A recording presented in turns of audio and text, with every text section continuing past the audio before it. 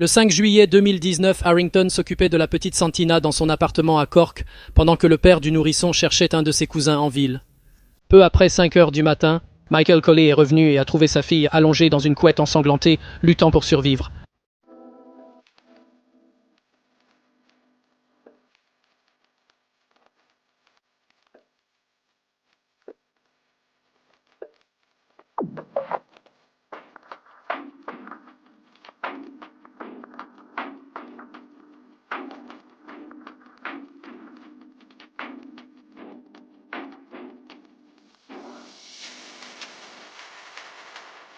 Bienvenue ou bon retour et merci d'être ici.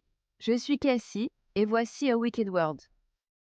L'histoire que j'ai à vous raconter aujourd'hui concerne un tout petit qui a été tué par une femme dont personne n'avait rien de mal à dire. Personne n'aurait pu prévoir ce meurtre. Voici l'histoire de Santina Colley.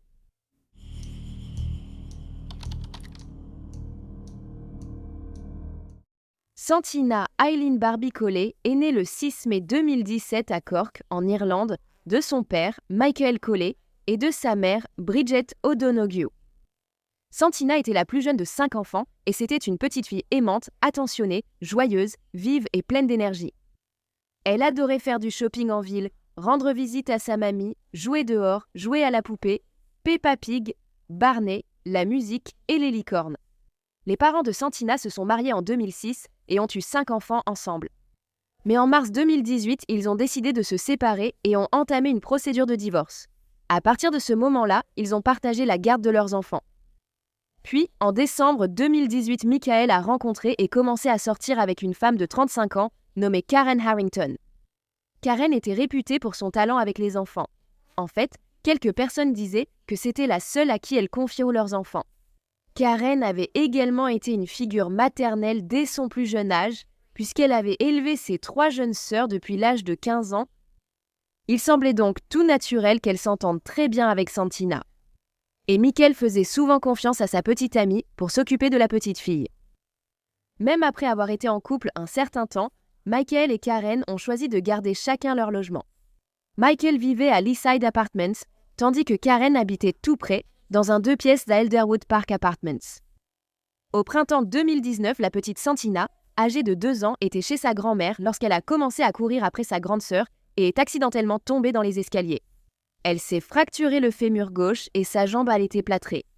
Ce type de fracture étant souvent, mais pas toujours, lié à la maltraitance chez les jeunes enfants, les services de protection de l'enfance ont été appelés pour enquêter.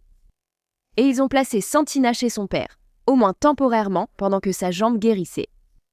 Cela était dû au fait qu'elle était sous la garde de Bridget au moment où la blessure est survenue. En vieillissant, j'ai l'impression de m'épuiser plus vite, d'être plus distraite et d'avoir plus de brouillard cérébral. Mais ensuite, j'ai découvert Saffron Company et les choses se sont vraiment améliorées. Leur approche entièrement naturelle, utilisant du vrai safran, c'est ce qui m'a poussée à essayer. Leur produit est conçu pour vous aider à mieux vous concentrer et à vous sentir moins stressé. Je le prends depuis quelques semaines et je documente mes progrès. Et je peux honnêtement dire que j'ai remarqué une grande différence. Je me sens plus concentrée et je me réveille vraiment enthousiaste pour la journée. J'ai simplement l'impression de redevenir moi-même. Je ne suis pas la seule à avoir remarqué une différence en utilisant Saffron Company, car 94% des personnes qui l'ont essayé se sont senties plus heureuses et plus motivées. Je sais que je pouvais rester assise plus longtemps lors des tournages sans être aussi distraite. Leur composition entièrement naturelle est un atout majeur, contrairement à de nombreux produits visant à améliorer la concentration. Donc, si vous voulez l'essayer par vous-même, Saffron Company a eu la gentillesse de me donner un bon plan pour vous. Cliquez sur le lien ci-dessous et utilisez le code WICKED15 pour obtenir 15% de réduction supplémentaire sur votre commande. Sérieusement, essayez-le, c'est vraiment révolutionnaire. Le soir du 4 juillet 2019, Michael et Santina sont allés chez Karen, où ils prévoyèrent de passer la nuit.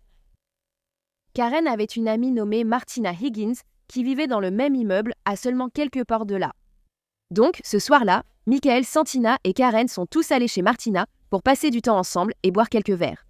Le petit ami de Martina, Eric, était également présent.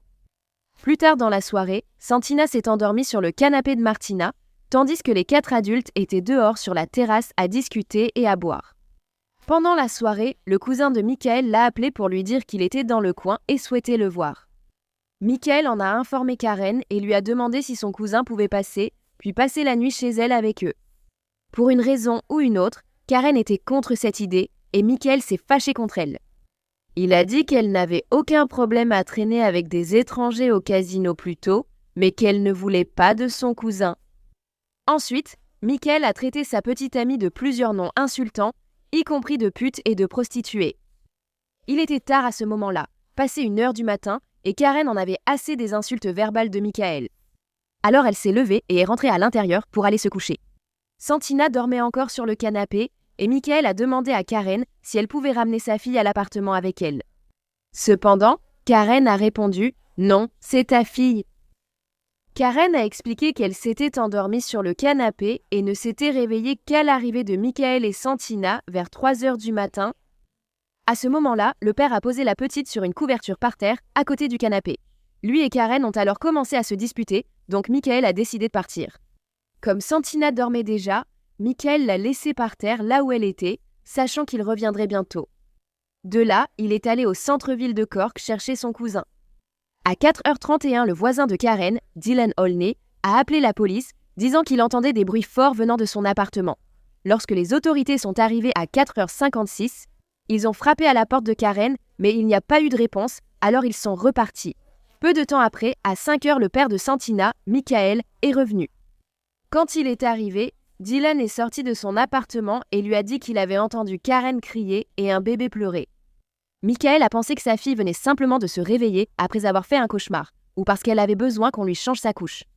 En entrant chez Karen, il a trouvé sa fille allongée sous la couverture, par terre. Lorsqu'il a soulevé la couverture, il a vu qu'elle était couverte d'urine et de sang. En dessous, il y avait Santina. Elle était nue, inconsciente et couverte de blessures de la tête aux pieds. Michael dira plus tard que Santina n'avait pas le visage normal. Il y avait un bleu sur le côté gauche de son front. J'ai vérifié son pouls. Elle était chaude. J'ai essayé de lui parler. J'étais à genoux. Santina, s'il te plaît. Santina, s'il te plaît, dis quelque chose. S'il te plaît. Mais elle ne répondait pas. Michael s'est immédiatement tourné vers sa petite amie et a exigé de savoir exactement ce qui était arrivé à sa fille. Elle n'a pas répondu et dans la panique, Michael a confié Santina à Karen. Karen l'a immédiatement rendue à Michael et a quitté l'appartement. Michael est alors sorti en courant, portant le corps sans vie de sa fille dans ses bras. Il criait « Mon bébé est mort, mon bébé est mort ». Dylan, qui était toujours là, a appelé les services d'urgence et ils sont arrivés peu de temps après. Les ambulanciers ont constaté que Santina respirait encore, mais à peine. Pendant la réanimation cardio-pulmonaire de la fillette, ils ont constaté que ses pupilles étaient fixes et dilatées, signe probable d'une lésion cérébrale grave. La fillette de 2 ans a été emmenée d'urgence à l'hôpital universitaire de Cork, où sa mère Bridget attendait l'ambulance. Malgré tous les efforts du personnel médical, Santina est décédée dans les bras de sa mère à 9h20. Un premier examen du corps de la fillette a révélé qu'elle présentait un total de 53 blessures, 49 étaient internes et 4 externes. Sa mort a été qualifiée d'homicide. Une autopsie complète révélerait plus tard que la fillette. Une autopsie complète réalisée plus tard révélerait que la fillette de 2 ans était décédée à la suite de graves lésions cérébrales traumatiques, d'une blessure à la moelle épinière et de multiples blessures traumatiques causées par un traumatisme contondant. Lors de la fouille de l'appartement de Karen, la police a découvert plusieurs touffes de cheveux de Santina avec la racine. L'une de ses boucles d'oreilles en or, le legging de la petite fille, une couette ensanglantée et le pantalon de pyjama de Karen qui portait également des traces de sang. De plus, ils ont trouvé le t-shirt rose de Santina qui non seulement portait des taches de sang, mais était aussi déchiré aux épaules, et cela semblait avoir été fait de force. 4 des 5 traces de sang retrouvées sur les vêtements appartenaient à Karen. Une seule appartenait à Santina. Dans la cuisine de l'appartement de Karen, les enquêteurs ont découvert qu'il y avait une flaque de sang sur le sol, des empreintes sanglantes et une trace de traînée ensanglantée devant la cuisinière. Les chaises de la cuisine étaient renversées, l'endroit a aussitôt été déclaré scène de crime. Plusieurs voisins avaient entendu un grand vacarme provenant de l'appartement de Karen tard dans la nuit. Dylan a déclaré aux autorités qu'il avait entendu ce qui ressemblait à quelqu'un en train de jeter des objets partout. Ensuite, il a entendu Karen claquer sa porte coulissante en l'ouvrant et la fermant à plusieurs reprises. Alors il est sorti pour lui dire d'arrêter ou qu'il allait appeler la police. Mais Karen lui a simplement crié de le faire et d'appeler les autorités. Un peu plus tard, elle s'est présentée à sa porte et lui a demandé une cigarette. Il lui a dit non. Alors Karen est partie et Dylan a verrouillé la porte.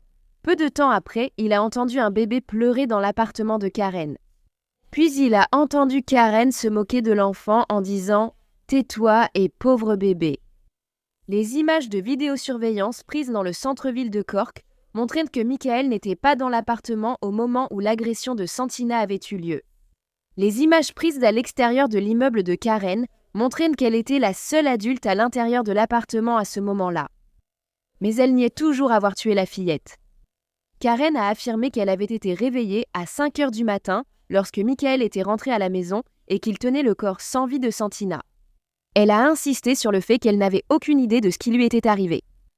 Karen Harrington a été arrêtée le 21 août 2019 et il a été découvert qu'elle était enceinte de 4 mois. Elle a été accusée de meurtre et placée en détention. Cependant, lors de sa prochaine audience le 26 août, elle a obtenu une caution fixée à seulement 5 000 € qu'elle a pu payer. Pourquoi as-tu fait ça à mon bébé? Pourquoi? Pourquoi? Ça s'appelle pourquoi car c'est la réponse. Elle n'a pas donné la réponse. Pourquoi a-t-elle tué mon bébé? Genre, qu'est-ce qu'elle lui a fait? Elle n'a que 2 ans. Attends. C'est juste un bébé. Genre, elle n'a rien fait du tout. Bridget, le cœur brisé, dit qu'elle n'oubliera jamais avoir tenu le corps sans vie de son bébé le matin de sa mort. Je dois entrer et on m'a demandé, voulez-vous la porter? J'ai dit, est-ce que je veux? Quoi? Évidemment, je veux la prendre dans mes bras. Je l'ai prise dans mes bras et j'essayais de la faire revenir, elle était vraiment froide. J'essayais de la réchauffer, refusant de croire à sa mort. Vous savez, elle ne voulait tout simplement pas. Ses yeux étaient ouverts. Je veux juste la ramener chez nous. Il nous reste de beaux souvenirs d'elle. Et c'est la meilleure chose que nous ayons. Mais nous ne nous remettrons jamais de ce qui est arrivé à notre petite fille. Elle était si douce. Nous n'arrivons pas à croire que quelqu'un ait pu faire ça, malgré le rapport et ce que nous avons tous entendu sur les coups reçus. C'était horrible. On ne pourrait pas faire ça à un bébé. On ne pourrait pas faire ça. On ne pourrait faire ça à personne. Pendant que Karen était en liberté sous caution, Michael l'a croisée le 26 janvier 2021. Elle montait dans un bus à Cork City, alors il l'a suivie à bord, l'a jetée au sol et lui a donné plusieurs coups de pied dans la poitrine et dans le ventre. Toute l'agression a été filmée par les caméras de vidéosurveillance et il a été dit que Karen avait subi des blessures mineures. Michael s'est rendu à la police peu de temps après et il a été inculpé d'agression et de coups et blessures, faits pour lesquels il a ensuite plaidé coupable. Il a été condamné à 10 mois de prison, mais toute la peine a été suspendue à condition qu'il n'ait pas d'ennui pendant les 2 prochaines années. Le procès de Karen a ensuite commencé en avril 2022 et pour une raison quelconque, elle a été autorisée à porter un masque et des lunettes de soleil pendant toute la durée du procès. Lorsque le médecin légiste a témoigné, il a déclaré que Santina avait des fractures complexes du crâne avec déplacement des os, 2 côtes fracturées, des fractures au bras droit et une fracture guérie à la cuisse. Elle avait également des ecchymoses sur tout le corps, y compris le front, le côté du visage, la mâchoire inférieure, les bras, les mains et les pieds. Le médecin a déclaré que ces blessures n'étaient pas accidentelles, mais infligées avec force. La petite fille serait tombée dans le coma dès qu'elle a subi les graves blessures à la tête. À la fin, Karen Harrington a été reconnue coupable du meurtre de Santina Collet et elle a été condamnée à une peine obligatoire de réclusion à perpétuité. Le silence de la salle d'audience numéro 6 a été rompu quand le jury a déclaré Karen Harrington, vue ce matin entrant au tribunal, coupable du meurtre de Santina Collet. Elle n'a montré aucune émotion lorsque le verdict a été rendu. Le meurtre de Santina Collet a eu un impact profond sur la famille élargie de Santina et sur l'ensemble de la communauté. La Garda Síochána prend acte de la décision du tribunal sur la condamnation et la peine de Karen Harrington pour le meurtre de Santina.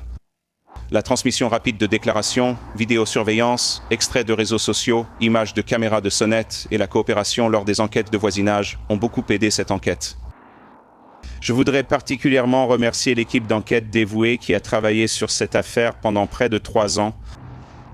La justice pour Santina a toujours été l'objectif ultime de l'équipe depuis son meurtre le 5 juillet 2019. Affaire très émotive pour les membres présents et l'équipe d'enquête, dont beaucoup ont des enfants du même âge. Santina était toujours dans nos pensées. Nous tenons à exprimer à nouveau publiquement nos condoléances à la famille de Santina et la Garda Síochána continuera de les soutenir alors qu'ils continuent de pleurer Santina. La mère et le père de Santina ont tous deux fait des déclarations sur les conséquences du crime pour la famille. Michael a dit en partie « Santina a été brutalement assassinée ». Le pire a été de trouver son corps défiguré sous une couverture. Je serai hantée par cette horreur pour le reste de ma vie. Mon avenir est désormais changé. Les projets que j'avais étaient que Santina grandisse, soit une enfant heureuse, aille à l'école, à l'université, que nous voyagions ensemble à travers le monde. J'ai du mal à faire de nouveaux projets sans elle. La mère de la petite fille, Bridget, a dit « Santina était un bébé prématuré. Elle était petite, mais c'était une battante.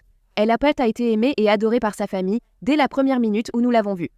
C'était le bébé de notre famille, aimé, chéri et gâté par nous tous, surtout par sa nana. Le jour où Santina est morte, elle a emporté une partie de moi avec elle. Je suis dévastée. Mon cœur est en morceaux et la douleur continue chaque jour. Tant de fois, j'ai souhaité pouvoir remonter le temps. L'incrédulité que cela ait pu arriver me hante chaque jour. Mon dernier souvenir de Santina, c'est elle qui me serrait dans ses bras, me serrait fort et ne voulait pas me quitter. Je pensais la laisser pour une nuit chez son père et que je la reverrais le lendemain. J'espère qu'aux derniers instants de Santina, elle s'est souvenue de l'amour de sa mère, de sa grand-mère et de sa famille et l'a ressenti. Les funérailles de Santina ont eu lieu le 12 juillet 2019 à la North Cathedral of St. Mary and St. Anne à Cork, en Irlande. La cérémonie a réuni des centaines de personnes en deuil et la petite fille a ensuite été enterrée dans son cercueil orné de fleurs roses et blanches au cimetière Sainte-Catherine à Kilcully. Les personnes en deuil se sont réunies pour honorer sa vie, marquant tous ceux qui l'ont connue. Michael et Bridget, la mère de Santina, aimeraient que je précise que ces mots viennent de Brigitte. Elle dit de Santina, c'était mon ange. Elle me faisait toujours sourire et rire. Elle a toujours su ce qu'elle voulait. Et elle aimait beaucoup les Teletubbies. Le père de Santina, Michael, est resté aux côtés de sa fille pendant toute la messe des anges, la main posée sur son cercueil. L'autel était décoré de ballons et de fleurs, chacun rappelant la petite fille comme une sœur, une fille et une petite fille. Sa vie a été courte. Mais souvenez-vous, ce n'est pas la longueur des jours qui compte, mais ce que nous faisons de nos vies. Et elle a vécu sa vie pleinement.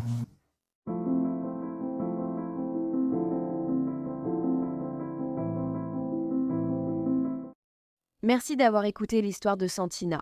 C'est tellement inimaginable que Karen était appréciée et digne de confiance, mais qu'un jour, elle a craqué et a commis le crime le plus horrible qu'on puisse imaginer, le meurtre d'un enfant. Que pensez-vous de cette affaire ?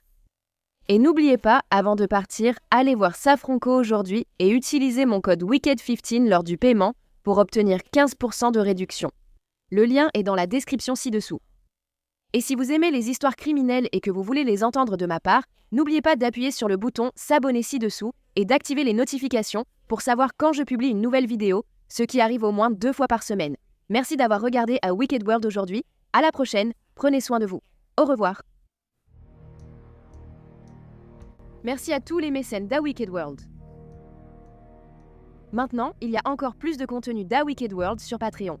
Alors allez voir sur patreon.com/A Wicked World ou utilisez l'application Patreon. Vous accéderez chaque mois à des vidéos exclusives et plus encore. Tout soutien aide vraiment à s'assurer que les victimes ne soient jamais oubliées et à mettre en lumière les failles de la société associées à chaque affaire.